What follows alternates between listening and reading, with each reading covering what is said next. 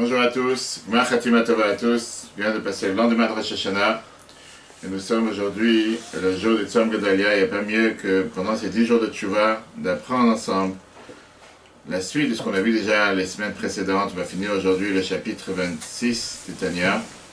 Dans ce chapitre 26, on va voir ensemble comment se réjouir malgré les difficultés. Comment vraiment se réjouir malgré que parfois quelqu'un peut avoir une mauvaise nouvelle. Comment on peut être heureux? On a demandé la question, est-ce qu'il fallait avoir, est-ce qu'on préférait un bien caché ou bien du mal dévoilé? C'est ce qu'on a vu la semaine dernière. Et c'est intéressant parce que c'est exactement le concept qu'on a pendant les 10 jours de Tchouva, comme on a expliqué longuement aux offices de Rosh Hashanah, ici au Betrobat, pour que les gens puissent comprendre comme quoi, pas penser un instant qu'on est dans un système de peur, de crainte, mais bien au contraire, on a le devoir de faire Tchouva avec la joie. Pas seulement faire Tchouva avec la joie.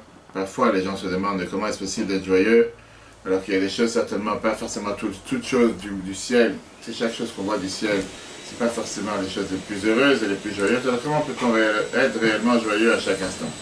Et c'est ce qu'on va essayer de voir aujourd'hui ensemble.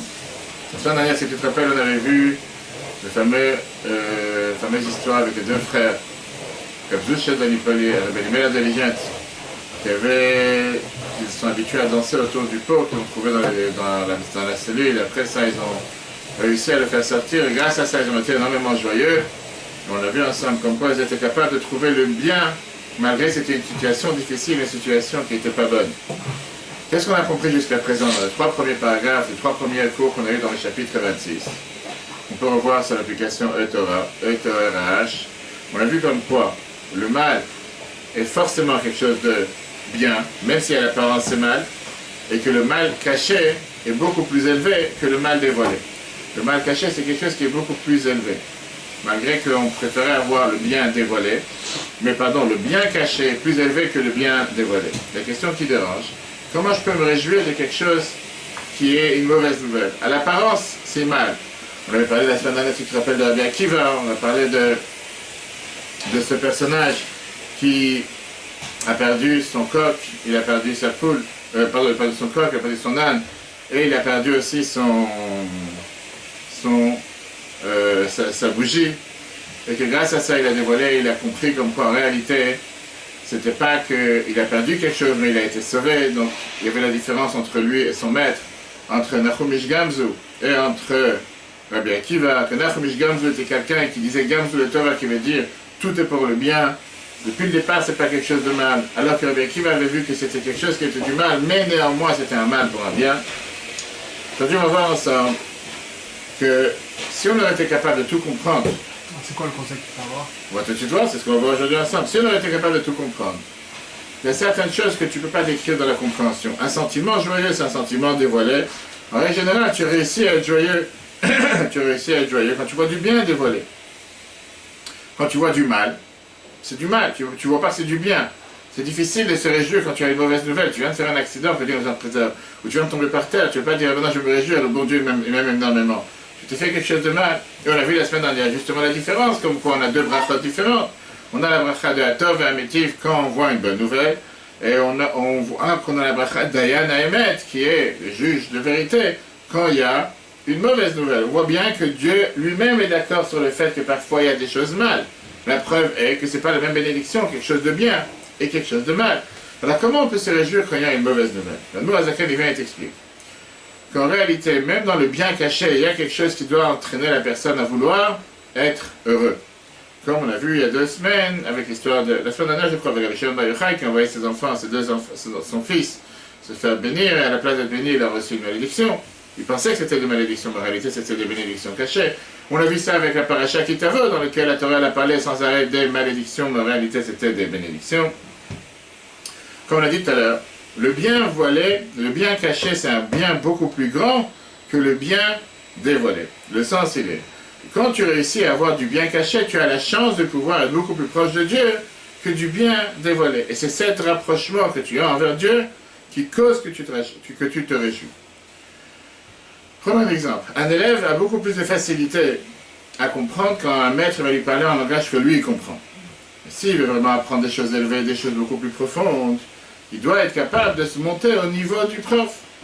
Et si le prof vous a tout lui donné avec des exemples, avec des détails, il va peut-être comprendre le sujet, mais malheureusement, il va être à un niveau toujours à sa tête. S'il veut monter le niveau, il va essayer de mettre sa tête, de réfléchir beaucoup plus profond pour pouvoir arriver à atteindre le niveau du prof, ce qui n'est pas facile. Il y avait un Dersidim qui a écrit une fois au Rabbi une lettre en disant qu'il a des différents problèmes qui le dérangent. Et le Rabbi a répondu avec ce que le Rabbi avait l'habitude de répondre, ce qu'on appelle le Mirtaf, Klali Prati, une lettre qui a été envoyée à tout le monde, mais cette lettre, elle était envoyée avec des fois une ligne en plus, deux lignes en plus qui concerne la personne. Mais c'était une lettre générale, qui était pour tous. Le chassid, il était déçu.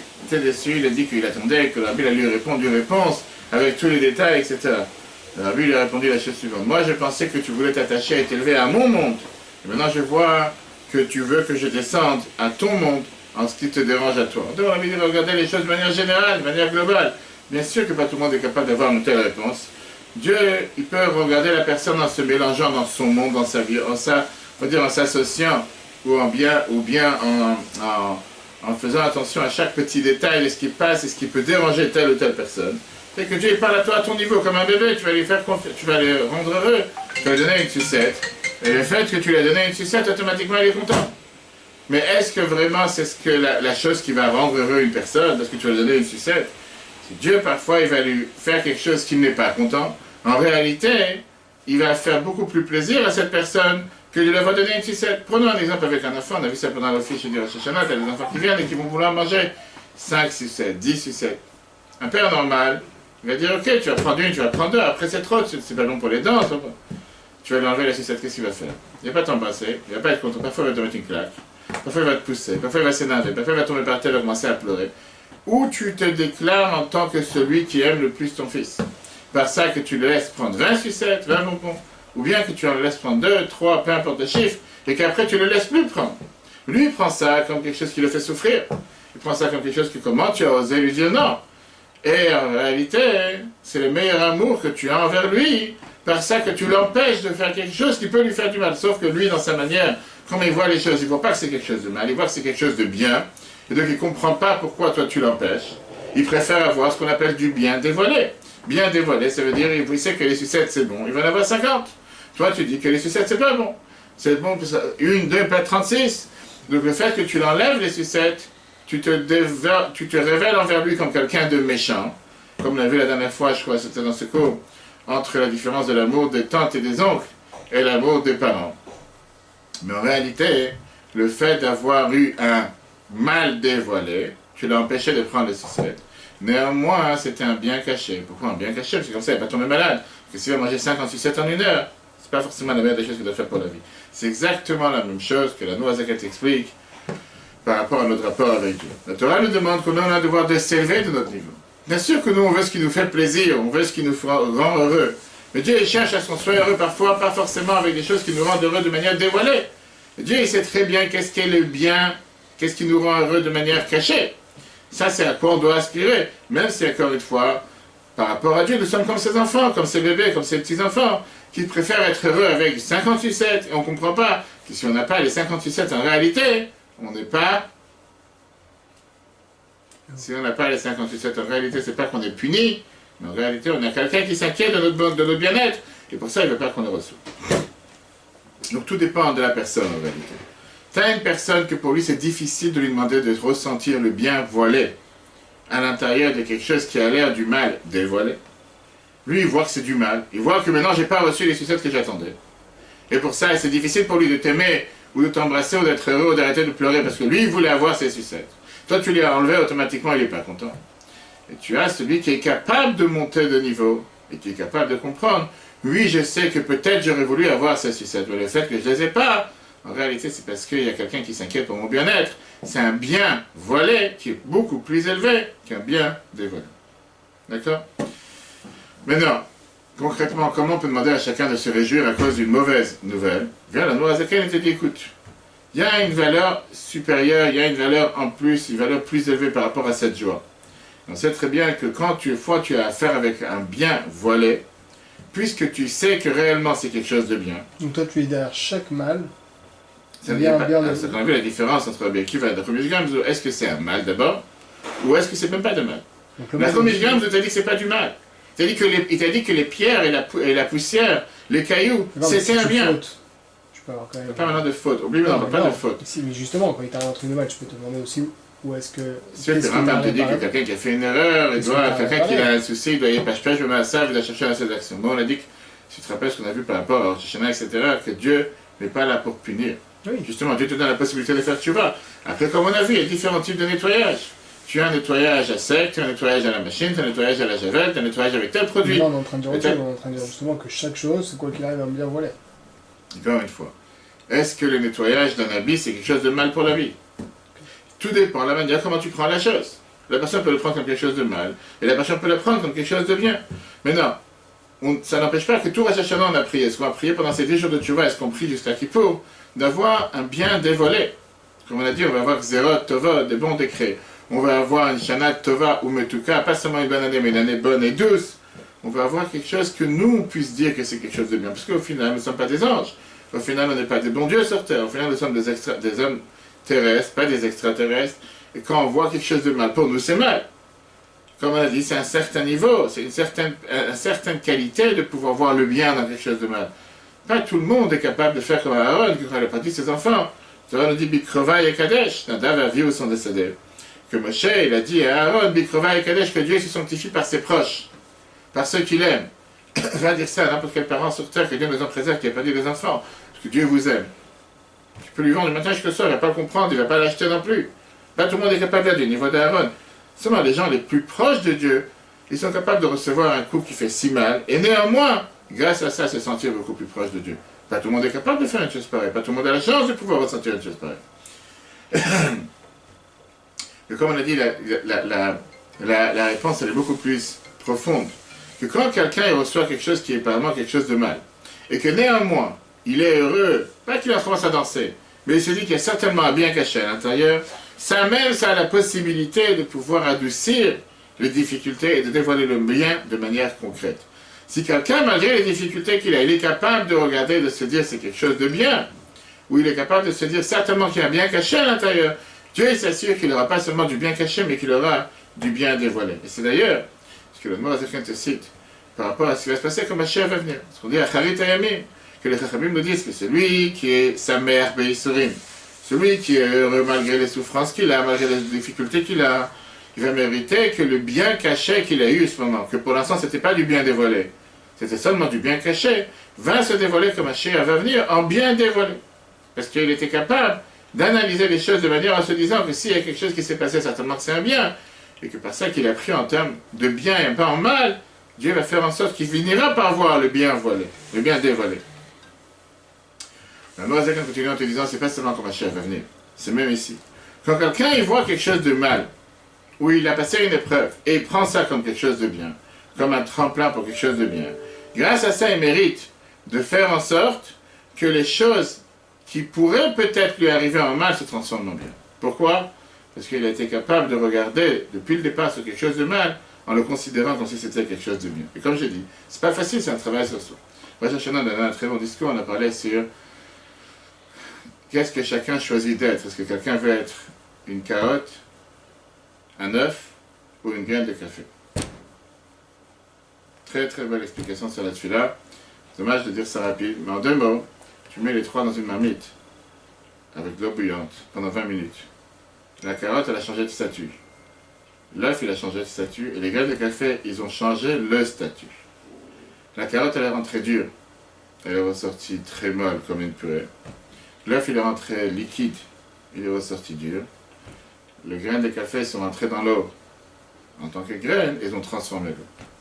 L'explication, c'est une très longue explication, il n'y a pas le temps de voir aujourd'hui. Comme quoi, tu as parfois quelqu'un qui, à cause de l'eau, à cause de difficultés, à cause de l'eau bouillante, à cause du feu, à cause des épreuves, il devient totalement mou. Il perd sa foi, il perd son entourage, il perd ses amis, il perd tout. Et il devient totalement comme une purée. Tu as quelqu'un qui, à cause parfois des difficultés ou des épreuves, il devient totalement dur, il devient arrogant, il devient totalement contre tout son entourage. Et tu as les grains de café qui, à cause des difficultés, il réussit à transformer ça en défi pour changer l'eau et transformer l'eau en quelque chose de nouveau. Alors que jusqu'à présent, l'eau, elle n'avait aucun goût, elle n'avait rien de spécial.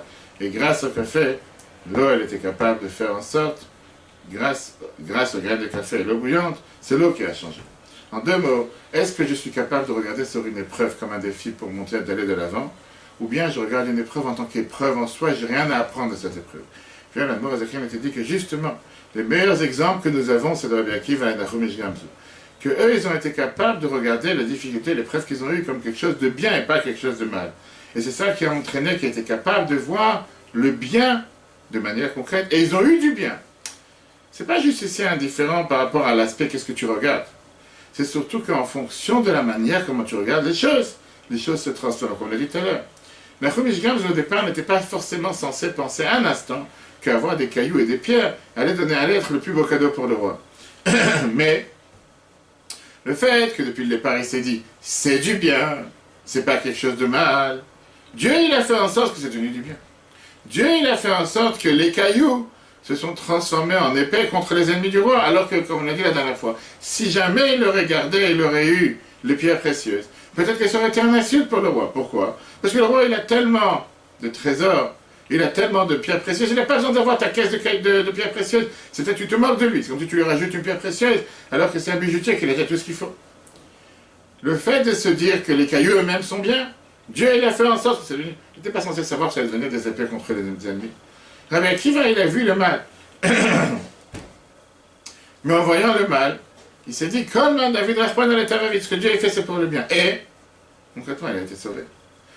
Dire qu'il n'a pas eu de mal, il a eu un mal. La preuve, c'est qu'il te dit, j'ai perdu mon âne, j'ai perdu mon corps, j'ai perdu ma bougie, il a perdu des choses. Mais est-ce que c'était un mal pour un bien, ou est-ce que grâce à ce mal, j'ai eu un bien? La différence entre les deux, c'est que l'un n'a pas vu de mal, l'autre il a vu le mal, mais il se dit que certainement il y a du bien caché. Et il a eu le bien caché. Prochain paragraphe, chapitre 3. Zacharia t'explique pourquoi on doit être heureux avec les souffrances. En te disant ce que les Chachamim te disent, que ceux qui sont heureux avec les souffrances et les difficultés qu'ils ont, pour pouvoir se réjouir avec ces souffrances, on doit faire partie de ceux qui sont les Ohavav, les amis de Dieu, les proches de Dieu. Comme on l'a dit tout à l'heure, pas tout le monde est capable d'arriver à un tel niveau. Qui préfèrent être beaucoup plus proches de Dieu que d'être proches de tout ce qui se passe dans ce monde en bas, comme les sucettes avec l'enfant. Cette joie fait en sorte qu'ils vont mériter à avoir le plus grand bonheur sur terre, comme le soleil qui va sortir de son enveloppe, de son étui. On dit que grâce à ça, ils vont pouvoir être protégés par l'ombre de Dieu. Cette ombre, qui est quelque chose d'obscur, qui n'est pas quelque chose de dévoilé, mais au final, grâce à cette ombre, ils peuvent survivre. Oui, bien sûr, tout le monde veut être sous le soleil. Mais la preuve est que tous ceux qui te disent qu'ils vont sous le soleil, et qui font un peu de soleil, qu'il faut aller à l'âtre et qu'il faut aller je ne sais pas où pour avoir du soleil, ils se protègent avec mille et une protections, parce que le soleil est dangereux. Pourquoi tu vas au soleil? Reste sans soleil, tu ne veux pas de protection. Qu'est-ce que tu mets des crèmes à longueur de journée? Tu vois des gens qui achètent des crèmes et des crèmes, surtout s'ils passent à Nadbag en Israël, prends 3 gratuites, encore 3 présents, tu ressors avec 100 crèmes, alors tu n'as pas pensé à acheter même pas une ou deux. Tu dis non, là tu as une offre aujourd'hui, 4 sur 5. Tu vends tout pour vendre, et tu ne sais même pas ce que tu as acheté. Après tu dis, il faut que j'ai des lunettes parce que le soleil c'est trop fort. Après il faut que j'ai un chapeau de paille, il faut que j'ai un parasol. Qu'est-ce que tu fais là au soleil? Qu'est-ce que tu es parti? Reste chez toi à la maison. Tu dis, non, le soleil c'est bien pour la santé, mais il faut se protéger. Donc tu dis, va à l'ombre. L'ombre de Dieu, tu es beaucoup plus tranquille que la noix de qualité. Mais la reine, c'est pour ça que les Chachamim nous ont dit, ceux qui sont heureux avec les difficultés, les différentes souffrances, le verset dit que leur mérite sera, ceux qui sont les amis de Dieu. À ce moment-là, ils mériteront d'avoir la force du soleil quand le soleil se révèle. C'est quoi la joie qu'ils ont? C'est une joie, mais avator, kirvat Hashem yoter mikol chayei olam hazeh. Ils aiment être proches de Dieu beaucoup plus que toute la vie qu'il y a sur cette planète. Que dit-il, comme c'est écrit, je préfère avoir ta bonté que toute la vie qu'il y a sur cet endroit, sur ce monde. Vu kirvat Hashem, être proche de Dieu, et bien yeter sehet umalen, encore beaucoup plus forte et beaucoup plus élevée, les enquêtes sans limite, dans le monde d'œuvre, dans le monde caché. C'est là-bas que Dieu se cache. Et Dieu il se trouve dans ces endroits cachés. Et c'est la raison pour laquelle ils mériteront d'avoir ce qu'on appelle la force du soleil quand il sera dévoilé, comme Hachéa va venir, là, qui veut dire que le soleil va sortir de son enveloppe. En attendant, le soleil il est aujourd'hui recouvert. Heureusement que Dieu il contient le soleil, de faire en sorte qu'il n'est pas avec toute sa force, parce que sinon les gens n'auraient pas pu survivre. Ça veut dire, et au monde futur, le Christ va se dévoiler de sa cachette. Ça veut dire, à ce moment-là va se dévoiler ce monde caché. Le soleil va éclairer avec la plus grande la plus grande lumière, Ve'atzum, la plus forte, le Chol HaChosim Bo Ba'olam Hazeh, pour tous ceux qui le regardent dans ce monde, qui essayent d'être dans son ombre, chez Prinat Tsel, que c'est de l'ombre, clairement, Tsel HaChochma, l'ombre de la sagesse. On parle ici de l'ombre, Velo Rav Tovan Hérite. On ne parle pas ici d'une lumière ou une bonté qui est apparente. Ça suffira pour celui qui veut comprendre. En deux mots, on parle bien sûr, comme on l'a dit tout à l'heure, que tu as le choix de choisir entre un bien caché et un bien dévoilé. Et bien sûr que la majorité des gens vont choisir le bien dévoilé, mais l'intelligent, mais c'est-à-dire je préfère avoir le bien caché parce que c'est un bien beaucoup plus grand et beaucoup plus profond qu'avoir un bien dévoilé. Voilà notre histoire. Il y avait une fois un grand feu chez le chassid de Moazaken qui s'appelait Shmuel Munkes, qui était connu comme, on va pas dire l'humoriste du quartier, mais c'était quelqu'un qui était connu pour être toujours en plein de joie, comme on va dire. D'accord. Le feu a détruit toute la maison. Les amis qui ont entendu le malheur, ils étaient sûrs qu'il est en déprime. Lui qui est tout le temps joyeux, ils sont certainement qu'il est en déprime aujourd'hui. Et ils sont venus pour le consoler. Ils se rapprochaient de chez lui. Et ils entendent qu'il est en train de chanter à l'intérieur des ruines, à l'intérieur du feu, à l'intérieur de tout ce qui a brûlé. Ils se rapprochent. Et ils voient qu'il le voit, le patron de la maison, en train de chanter les chansons, une chanson sur chez le à Saint-Nicolas, et Dieu ne m'a pas fait non-juif. Alors, tout d'abord, c'est quoi le sens de cette prière? Pourquoi on dit justement, on a expliqué ça dans la prière de Rosh Hashanah? Pourquoi on a cette prière tous les matins que Dieu ne m'a pas créé non-juif? Bien sûr, c'est l'occasion pour tous ceux qui s'énervent de venir et dire oui, Dieu ne m'a pas créé non-juif, on est des racistes. Il y a 3 bénédictions tous les jours. Dieu ne m'a pas créé non-juif, Dieu ne m'a pas créé esclave, Dieu ne m'a pas créé femme. Alors, c'est pas qu'on s'est mis ennemis tout le monde contre nous. Dieu ne m'a pas créé non-juif. C'est parce que les non-juifs n'ont pas la possibilité ou n'ont pas le devoir de faire 613 commandements, alors que nous, on a le devoir de faire 613 commandements. Dieu ne nous a pas créé esclaves, on parle d'un Evet Knani, du fait qu'un esclave n'a pas le devoir non plus de faire quoi? De faire les mitzvot tout court, les mitzvot positifs, même si c'est un esclave chez un juif. Il n'a pas le devoir de faire tous les mitzvot positifs, et pareil avec celui qui est une femme, personne qui est une femme, puisqu'elle est exemptée des mitzvot qui dépendent du temps. Donc quand quelqu'un fait cette prière le matin, il est en train de dire à Dieu, je remercie le bon Dieu de m'avoir donné la chance de pouvoir faire tous ces commandements que les autres personnes ne peuvent pas faire. Ça c'est la parenthèse, pas par rapport au cours d'aujourd'hui. Lui, il était en train de danser chez là à Saint-Nicolas, et Dieu n'a pas fait non-juif, il était en train de danser parmi les débris de son feu. Les gens ont dit certainement qu'il a pris des choses trop dures, et qu'il est tombé sur la tête, ou qu'il n'a pas pris ses médicaments ce matin. Il a vu qu'il avait un feu qui avait détruit toute sa maison. Pour ça, il n'arrête pas de chanter une chanson qui apparemment n'a aucun sens. Reb Shmuel, il a répondu la chose suivante. Il a dit comme ça. Quand j'ai vu la maison brûler, je me suis dit que, écoute-moi une seconde, si jamais j'aurais été quelqu'un qui est pas, même mon Dieu, il aurait brûlé. Parce que j'aurais une idole à l'intérieur de la maison, j'aurais mes idoles à l'intérieur de la maison. Parce qu'à l'époque, beaucoup de gens avaient l'habitude de servir différentes idoles. Qu'est-ce que ça veut dire quand on dit la bénédiction, Baruch Hashem, Shalom Hassaniga, je remercie Dieu, il ne m'a pas fait non-juif. Mon Dieu n'est pas fait de pierre, il n'est pas fait de bois, et lui, il n'a pas brûlé avec la maison. Quel est le message qu'il a voulu faire passer? Et chacun il a son Dieu. Chacun il a qu'est-ce qui est le plus important chez lui dans la maison, dans la vie. Un c'est sa voiture, un c'est le manger, un c'est l'argent, un c'est le statut social. Mais tous ces dieux peuvent disparaître en un instant. La voiture peut s'esquinter, le manger peut brûler, l'argent peut être perdu, le statut social peut être touché. Si ça c'est le Dieu de l'homme, c'est vrai que Dieu nous en préserve quand quelqu'un il a perdu ce Dieu, il peut rentrer en déprime. Mais chez un juif, on sait très bien que la vie matérielle, c'est pas notre Dieu. Notre Dieu n'est pas fait de pierre, n'est pas fait de bois. La joie qu'on a, c'est une joie qui vient par ça qu'on fait Torah et Mitzvot. Et donc automatiquement, même quand la vie matérielle, c'est une vie difficile, on sait très bien que la chose centrale dans la vie de chacun d'entre nous, c'est de pouvoir faire la Torah et les Mitzvot. Et ça ne peut pas nous enlever le sens à la vie.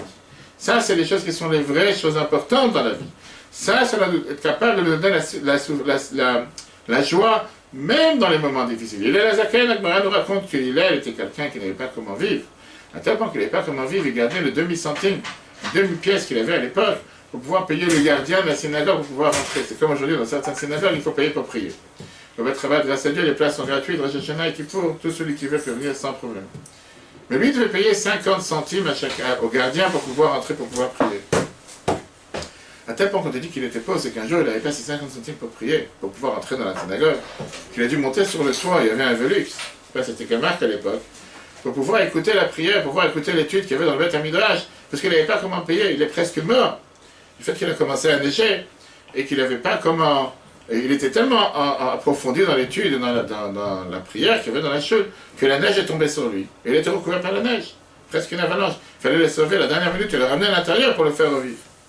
Ça, ce sont les problèmes matériels. Mais on va changer de registre. On est pendant la Seratim et Teshuvah. Donc on a vu jusqu'à présent être joyeux, pas être joyeux par rapport à des difficultés matérielles, des souffrances matérielles, des problèmes matériels. Mais qu'est-ce qui se passe avec des problèmes spirituels? Quand le spirituel brûle, est-ce que tu peux continuer à être joyeux? Quand quelqu'un, il sait que j'ai fait les plus gros péchés aujourd'hui. On a posé la question tout à l'heure. Il y a des fois des gens, comme on a dit, si tu te rappelles les 5 points qu'on a vus au début du chapitre 26, qu'on peut revoir dans l'application Torah, que les raisons pourquoi quelqu'un n'est pas joyeux, il y a 5 raisons. On a vu les souffrances matérielles, on a vu les sentiments de culpabilité, on a vu la guerre contre le mauvais penchant, déception de soi et des pensées troublantes. Qu'est-ce que ça veut dire des sentiments de culpabilité? Quelqu'un, parfois, il s'est dit, tu sais quoi, Rosh Hashanah est passé, j'ai pas été écouter le chauffeur. Rosh Hashanah est passé, j'ai pas fait ce que j'aurais dû faire. Tel jour est passé, j'ai pas fait. Certaines choses j'aurais dû faire, j'ai pas fait. Certaines choses j'aurais dû m'améliorer, j'aurais dû réparer pendant le mois d'Elul, et j'ai pas réparé. Comment faire? Peut-être des fois des choses pareilles qui peuvent manger une personne de l'intérieur, peuvent détruire une personne de l'intérieur. Oui, j'ai pas fait ce que j'aurais dû faire à Shashana. Oui, j'aurais dû réparer, et j'ai pas réussi à réparer. Et ça peut parfois faire du mal à une personne jusqu'à l'autodétruire, l'amener à la déprime totale. Parfois, avoir ces sentiments de culpabilité, c'est beaucoup plus difficile que des difficultés physiques. Quelqu'un que Dieu nous en préserve avec maladie, quelqu'un qui a un handicap, quelqu'un qui a une souffrance matérielle, quelqu'un qui n'a pas d'argent pour survivre. Ça, parfois, quelqu'un va pouvoir surmonter ces différentes épreuves, même si c'est aussi difficile. Mais une difficulté spirituelle fait qu'une personne se dit, je ne suis pas à la hauteur, j'aurais dû faire telle et telle chose envers mon mari, envers ma femme, j'aurais dû faire telle et telle chose envers Dieu que je n'ai pas fait. Qu'est-ce qu'on doit faire face à ces sentiments de culpabilité et comment surmonter ces sentiments de culpabilité, spirituellement parlant? Le problème, il est que jusqu'à présent, tout ce qu'on a dit, que tout est pour le bien, c'est seulement pour le problème matériel, pas pour le problème spirituel. On est à la même qu'il y a quelque chose qui est mal matériellement, ça vient aussi de Dieu. Et donc c'est un mal dévoilé, mais en réalité, derrière se cache un bien caché. Et quand un juif fait quelque chose qui est contre la volonté de Dieu, et que Dieu dit que c'est quelque chose de mal, tu ne peux pas dire que ça vient d'en haut. Certainement, c'est Dieu qui m'a envoyé, il m'a fait en sorte que Rosh Hashanah, je n'ai pas écouté le chauffeur. Dieu n'a pas pu faire une chose pareille, puisqu'on a vu dans la paracha il y a 2 semaines, dans laquelle la Torah te dit, je t'ai envoyé, je te donne, j'ai mis devant toi le bien et le mal, la vie et la mort, choisis dans la vie. La Torah te dit clairement que Dieu ne décide pas comme des Shamaim. Chutz meirat Shamaim, tout dépend du ciel, sauf la crainte de Dieu, ça dépend de nous. Quand quelqu'un, malheureusement, fait quelque chose qu'il ne faut pas faire par rapport à Dieu, c'est un mal tout court. Ce mal ne peut pas amener une joie. Ce mal est obligé d'amener une souffrance. Le problème, il est que parfois, ce problème arrive particulièrement face aux gens qui font tchouva. Quelqu'un qui a fait tchouva, qui est revenu à le chemin de la Torah du Mitzvot, à 10 ans, 20 ans, 30 ans, 40 ans, 50 ans, 60 ans, 70 ans, quelqu'un qui a fait tchouva, parfois, le fait de se rappeler les péchés qu'il faisait dans le passé, le fait de le rappeler le mal qu'il faisait dans le passé, parfois peut l'emmener à la déprime et voir une certaine faiblesse. Le fait de se dire, je ne serai jamais à la hauteur, je ne serai jamais comme je dois être, parce que pendant 30 ans j'ai mangé du porc, pendant 30 ans j'ai pas fait Shabbat, pendant 20 ans j'ai pas mis les tefilines, et donc parfois la personne peut tomber dans la déprime, d'avoir ce qu'on appelle une déception de soi, qu'il a fait des choses qu'il ne fallait pas faire, et ça le dérange énormément. Qu'est-ce qu'on peut faire face à une telle personne? Viens la mot à laquelle est mis au début du chapitre 26, la phrase qui était une bombe, en te disant que tu dois avoir cette joie d'ouverture de cœur et pureté d'aucune souffrance qui peut exister sur la planète. Comment tu vas faire? Quelqu'un qui a des sentiments de culpabilité, déception de soi, est-ce que lui doit être joyeux ou doit être triste? Ou est-ce qu'il doit vivre avec cette amertume toute sa vie? Non, mais j'ai perdu une moitié de ma vie. Je sais pas, je t'ai raconté, j'avais une fois, j'étais parti voir un juif, 72 ans, à Lézini. Je crois qu'il est décédé malheureusement il y a quelques années. C'est un juif qui m'avait appelé, c'était au mois de juillet, il m'a demandé est-ce que je peux venir lui mettre quelque chose sur la porte, comme j'ai mis chez son ami qui habitait à Lézini. Il y a une certaine protection, je ne sais pas, je demandais des alarmes. Donc j'ai dit, vous parlez certainement de la mezouza. Il fait, oui, il y a quelque chose sur la porte, il m'a dit c'est une protection, je voudrais en avoir une. Je suis parti les voir, c'était à 14h30, mois d'août, on était dans le jardin chez lui. Sa femme, une catholique ardente, qui était 100% contre que je vienne à la maison. Et en parlant, 72 ans. 72 ans, il m'avait raconté comme quoi, pendant la rave du Valdiv, il avait été sauvé parce qu'il vivait sur la rue du Temple à Paris. Et comme son père était un ami avec un commissaire de police, son père, donc le commissaire a venu prévenir son père la veille en lui disant « Demain, on va faire telle et telle chose, cache-toi ». Comme bon juif ashkénaze, il s'est dit « J'ai rien à craindre, Donc il est resté chez lui à la maison. Quand ils sont passés le lendemain, les policiers qui étaient en bas dans la rue, ils ont dit ça sert à rien de monter le voir parce qu'il est parti. Il sait qu'il ne doit pas être là. Et lui, il était chez lui à la maison. Et c'est comme ça qu'il a été sauvé. Bref, il habitait à Les Inuits depuis plus de 30 ans. Je suis parti le voir pour lui mettre la mesure, mais avant on a discuté. Et tout d'un coup, il commence à pleurer. Un juif de 72 ans. J'ai rien fait.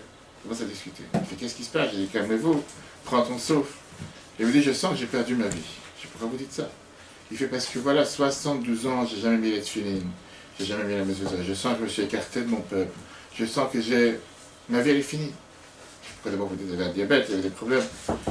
Et il me dit, merci beaucoup. Il me dit comme quoi, je me sens que j'ai vraiment. Comment je vais rattraper tout ça?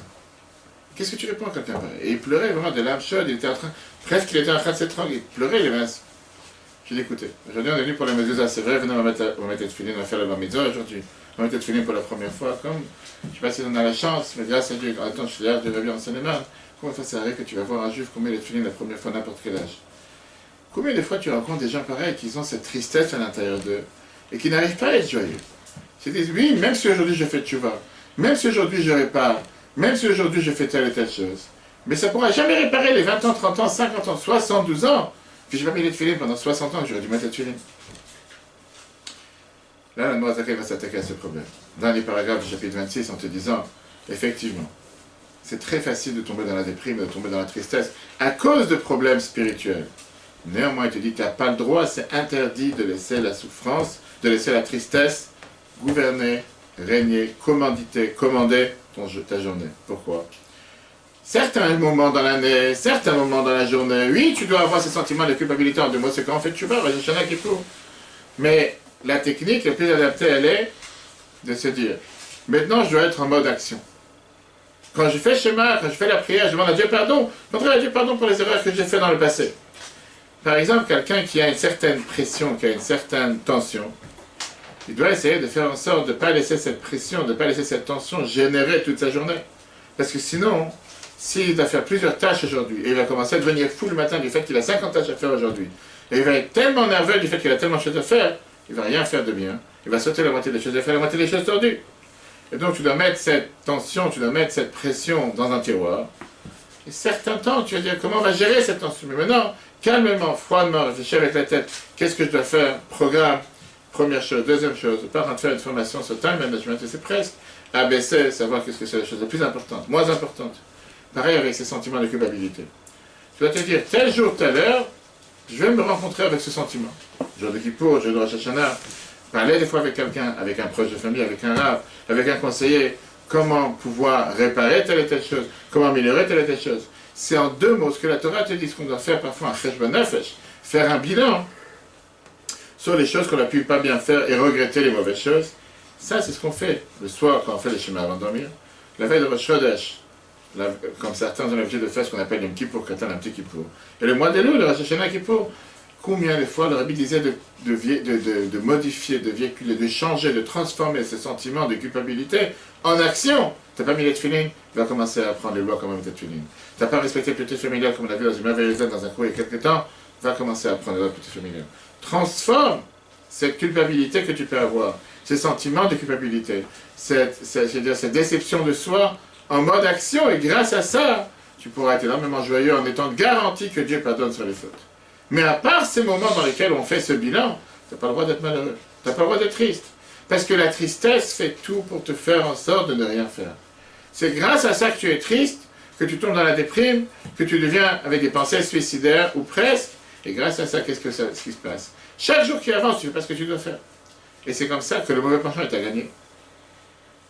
Le mauvais Zakan continue en te disant comment alors faire face à des problèmes spirituels. Et il te dit les remèdes, le médicament, comment faire en sorte de se débarrasser de cette tristesse. Et pourquoi? Tu dis comme ça. Si cette tristesse, elle vient pendant que tu es en train de servir Dieu, en train d'apprendre la Torah, en train de faire la prière, c'est contre ce que Dieu te dit, il doit t'acheter le simcha. Tu dois servir Dieu avec joie. C'est pas le moment d'être triste maintenant. Tu vas être triste un autre jour. Quand tu seras à la plage en train de bronzer à la latte, là-bas tu vas être triste. Pas maintenant. Si la tristesse, elle tombe pendant que tu fais des choses profanes, là aussi tu as un devoir de t'en débarrasser. Pourquoi? Parce que une tristesse, des choses spirituelles, qui tombe en plein moment que tu t'occupes avec des choses matérielles, c'est sûr que ça vient du mauvais penchant qui fait tout pour te faire tomber, pour te faire faire des choses qui sont interdites. Comme c'est connu, comme la fameuse phrase qu'on répète dans la chassidoute, un adage chassidique très connu, la tristesse n'est pas un péché. Mais le dommage, à quoi peut amener la tristesse à une personne est plus grave que n'importe quel autre péché. Pourquoi? Parce qu'à cause de la tristesse, une personne peut descendre de niveau en niveau et finalement tomber dans tous les plus grands fantasmes, plaisirs matériels, plaisirs interdits. Parce que de toute façon, je suis triste, de toute façon, je suis mélancolique, de toute façon, je suis pas heureux, de toute façon, je veux rien, de toute façon, Dieu n'acceptera pas ma tchouva, de toute façon, j'ai fait tellement de péchés dans ma vie, j'en fais un de plus, c'est pas une... Et ça, c'est à quoi peut amener la tristesse. Et la preuve, la Mourazakan termine en te disant que ça vient du mauvais penchant, c'est très simple. C'est que ça vient justement quand tu t'occupes des choses matérielles. Comment ça se fait que quand tu es en train de faire des choses matérielles, tout d'un coup tu es triste du fait que tu as fait un péché hier ou avant-hier, ou il y a 20 ans, il y a 30 ans, pour te faire tomber dans les choses les plus pires. Et c'est pour ça que le meilleur remède, le meilleur médicament, c'est de se déconnecter de cette tristesse et de prévoir un temps pour ça. Un temps dans lequel, qu'on a dit, Kippour, Rosh Hashanah, le moment où on prie à Dieu tous les jours, on demande à Dieu dans la prière, Slach, nous pardonne nos fautes, on demande des pardons. Mais c'est tout. Pas besoin, si un chef d'entreprise il fait un bilan H24, il n'a jamais travaillé.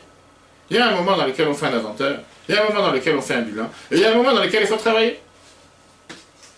Dans le dernier paragraphe, mais la tristesse des choses spirituelles, c'est la chute, tu dois chercher des conseils dans ton âme, lui pas de s'en débarrasser. Et pas seulement pendant que tu sers Dieu, par exemple l'étude de la prière, c'est une preuve que tu as le devoir de servir Dieu avec joie et avec enthousiasme. Et la fille, ou Mishu Balasaki même, quelqu'un qui est un homme d'affaires, mais de l'Echeret, c'est qui s'occupe des choses matérielles. À ce moment-là, lui tombe une tristesse et une souffrance avec des choses spirituelles, au moment de ses affaires. Ça fait partie des ruses du mauvais penchant. Pourquoi? Que de la pile pour le faire tomber plus tard, mais tu as dans tout ce qui sont les plus grands plaisirs et désirs et envies matérielles, chas de shalom, interdite, que Dieu nous en préserve, qu'on a comme c'est connu. Shem loken. Parce que sinon, mais aïn ba'alo advut amiti, d'où tout d'un coup lui tombe dans la tête une vraie tristesse, mahmat avat Hashem, à cause de la crainte de Dieu, l'amour de Dieu, la crainte de Dieu, même ça calme en plein milieu de ses affaires. Veine, la demoiselle termine. Ben, que peu importe quand est-ce qu'elle est tombée cette tristesse, que ce soit en plein milieu de son service de Dieu, par exemple, Talmud Torah en train d'apprendre la Torah, ou Bitfila dans la prière, ou ben, que ce soit qu'elle est tombée chez le Bishat Avoda, pas pendant la prière, le service de Dieu. Yassim El Libo, tu dois mettre une règle dans ton cœur. Ein Azman Grama Kaet Azut Amitik. C'est pas le moment d'être triste. Le mot Zakan rajoute. Afilou le Dagat Avonot Hamurim Chazot, même si tu te soucies des plus pires péchés que tu as pu faire. C'est pas maintenant que tu es en train d'apprendre et prier que tu dois être triste. Parce que les autres, ça arrive, Viut Titim Mushat Akosha. Pour ça, il faut fixer un temps, un moment propice, date, avec la tranquillité de la tête, les bonheurs de la Hachem, de méditer dans la grandeur de Dieu, Hachetalo, que tu as fauté envers lui. Que déjà, les désirs, les bonnes à cause de ça, son cœur va vraiment être brisé. Bimrivut amitit, avec une vraie amertume qui me voit réduire, comme on expliquerait ça plus tard. Le Shamit Béa, là-bas, on expliquera aussi qu'une fois que tu as fixé ce moment-là, comme on l'a dit tout à l'heure, Kippour, Rosh Hashanah, les schémas qu'on fait le soir, on demande pardon pour les fautes qu'on a pu faire dans la journée. À ce moment-là, une fois que son cœur a été brisé, qu'il était amer sur le fait qu'il a fixé ce temps pour pouvoir être, je veux dire, pas triste, mais être amer sur le fait que parfois il n'a pas pu faire ce que Dieu lui a demandé. Yassir et Tsev, mais il doit enlever cette tristesse totale de son cœur. Il doit croire avec une foi parfaite que Hachem est Vichatato, que Dieu a pardonné sa faute. Mais Rav l'histoire, comme on l'a dit dans les prières de Rosh Hashanah et Kippour, et que Dieu n'arrête pas de vouloir pardonner. Dieu est un Père qui pardonne. Et comme on a parlé longuement dans les offices, dans l'explication des discours de Rosh Hashanah, qu'on me remercie tout au long de la prière que c'est Dieu qui nous juge. C'est notre Père qui nous juge. On n'est pas face à un tribunal qui nous juge.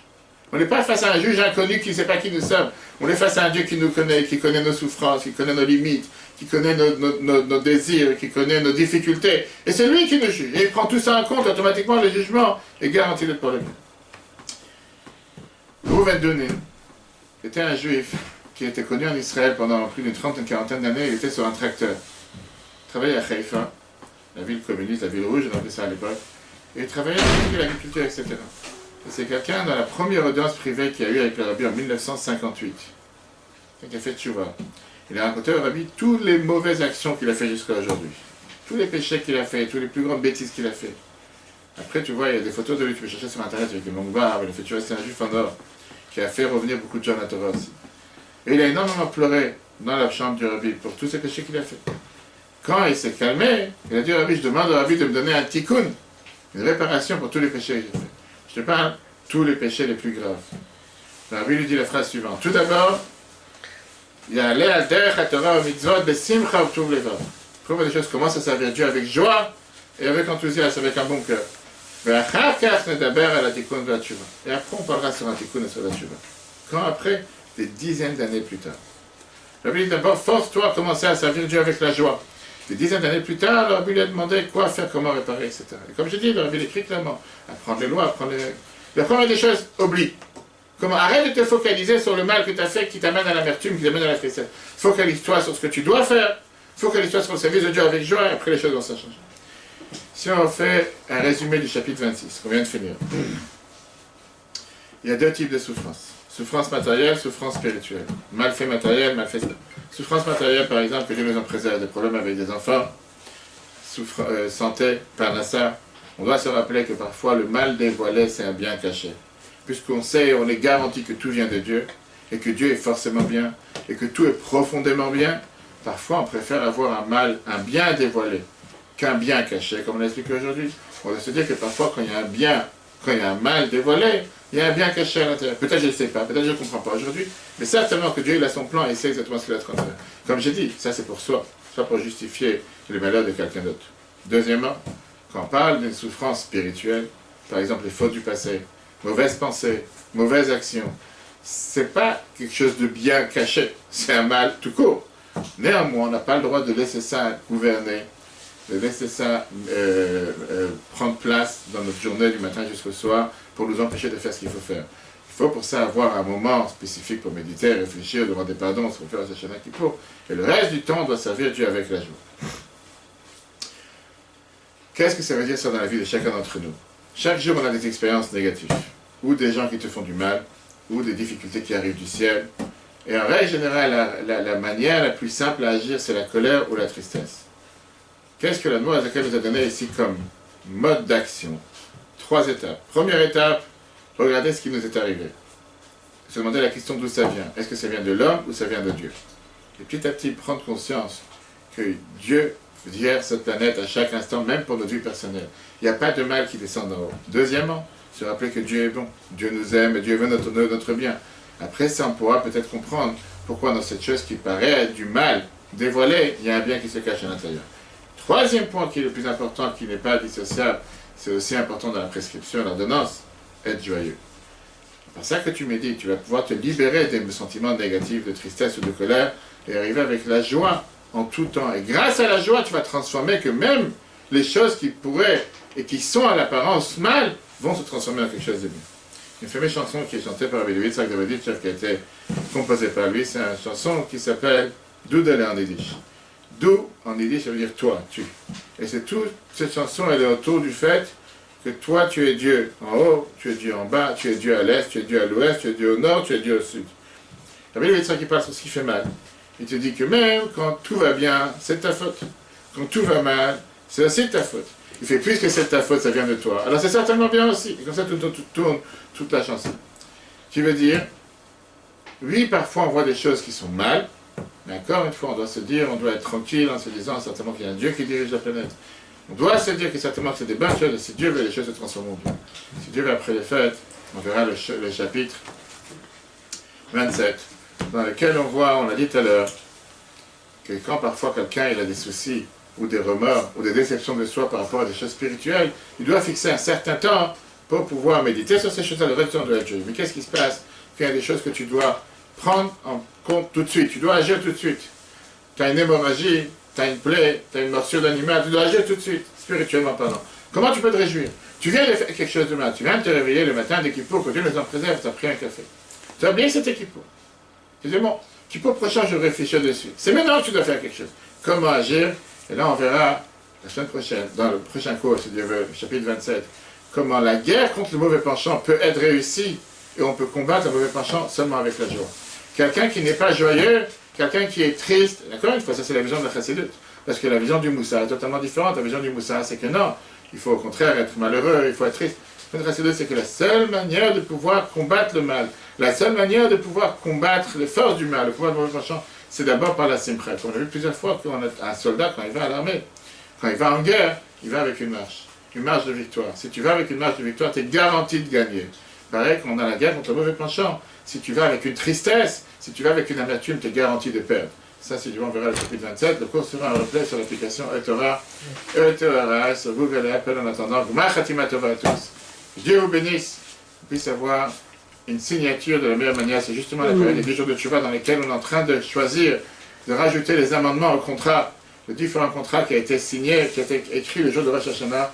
Maintenant, on peut rajouter les différents amendements jusqu'à Kippour. Kippour, on a la signature. Que Dieu fasse qu'on soit tous inscrits dans le livre de la vie. Le livre du bonheur, le livre de la joie. N'oubliez pas que vous pouvez faire les caparottes en ligne sur le site du Betrabat, chabad77.org/caparotte, K-A-P-A-R-O-T. Le cours sera rappelé sur l'application eTorah. Et que si Dieu veut, avant Kippour, on se voit avec Mashiach à Jérusalem. Très bonne journée à tous et à la semaine prochaine.